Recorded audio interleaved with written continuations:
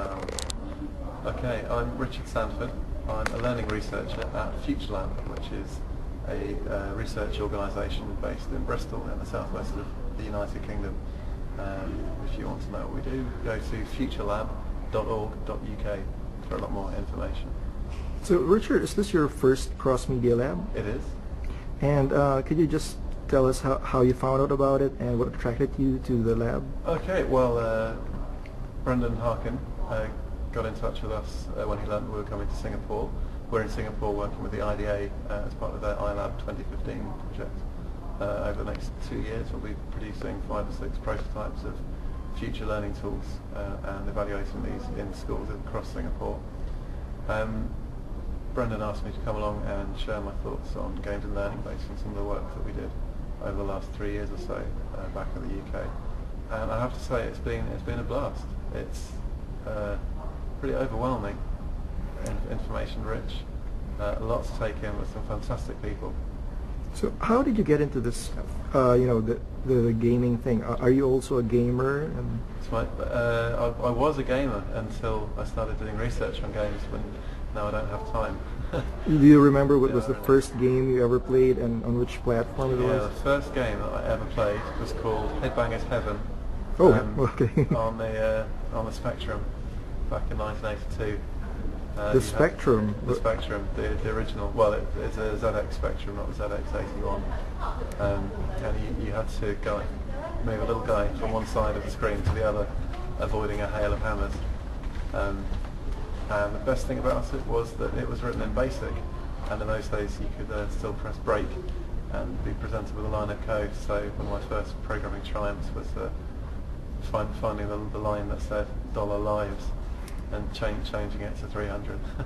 So do you still get to play games, and what are some of the games you're playing lately? Sure, yeah, I get to play some games. I think for research, I started playing Animal Crossing on the DS, and now I can't stop playing it. The thing has me. Other games I've really enjoyed on the DS, Mario Kart, of course, and Electroplankton, not really a game, more of a toy, but just a fantastic way to pass time. Really, really interesting multimedia experience. On the PC, I think the last game I actually had time to play was Half-Life 2, which is a fantastic example of the narrative, what you can do in an artistic sense with games.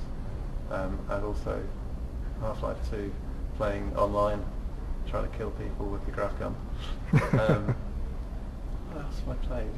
Recently I was playing Roller Coaster Tycoon, Sims 2 and Knights of Honor for a project that we did back in the UK called Teaching with Games. I must say that was more for work than fun. And to be quite honest, at the moment I'm more likely to relax in Second Life or in YouTube than play a game. Unfortunately, I haven't really had the time. Well, that's good, because this is going to come out on YouTube, so... Fantastic. Okay, now when people, most people when they hear games, they think, oh, games, that's frivolous. So it might be hard for them to understand, what games would be doing inside a classroom. So what are your thoughts on this, and how can educators first, educate themselves, I guess, about the use of games in the classroom? Sure. Some games are frivolous.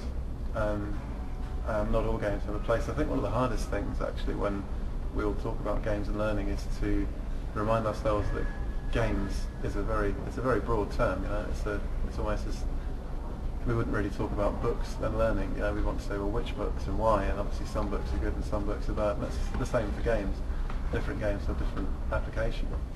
I think that there are preconceptions about what games are. Certainly in the UK, they're media-led. They tend to focus on the violent games, the games that perhaps do espouse values and have qualities that we don't really want to see in the classroom. But in general, to be honest with you, I find most teachers very receptive to the idea that having a virtual space where you can explore without consequence, where you can try things out, where you can see objects of inquiry are really fantastic things. It's not mundane. Where you can learn to deal with information with other people, how you can share information, you can talk to other people. These are all really important qualities. In fact, one of the really interesting things about games now, especially for education, is that they're inherently social. Back in the day, Headbangers Heaven and so on was social only in the sense that me and my friends would gather around the keyboard, whereas now you have games that have an intrinsically online component in that you're playing real people, you're not playing NPCs. But more importantly as well, the associated activities around the game, the message boards, the IM conversations, the chat rooms, the IRC hangouts, places where people share experiences of games and trade information.